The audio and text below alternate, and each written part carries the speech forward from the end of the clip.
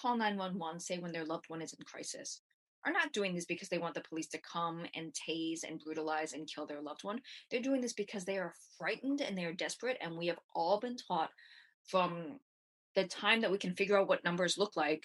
If something bad happens, you call 911. People with small children back in the time of landlines probably remember at some point their small child called 911 because that was what they heard on TV or saw in school. And then the parents were roundly chastised for, having their kids do this. So we have all been taught, because I think I did this as a little kid and my parents were really not happy. It's like, oh, this is what I taught. And this is what I learned in school today. So it's unlearning that and then figuring out, like what are the things that will keep us safe. If somebody is in a mental health crisis, how do we address this? Is there an alternatives like in the Cahoots program or in Atlanta or in San Francisco or someplace else that we can call on?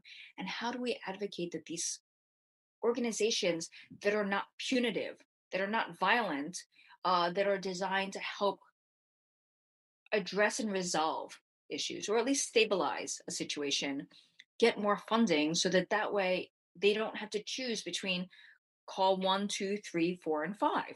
Yeah. So we can talk about, looking at those. And then how do we also equip ourselves to deal with this if we live in a place where there aren't these kinds of programs even available, let alone robustly funded.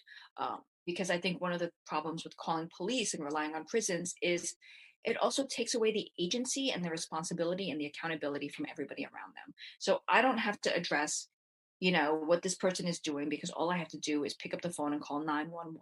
I don't have Right. to say, how do we as a community address this, that, or the other?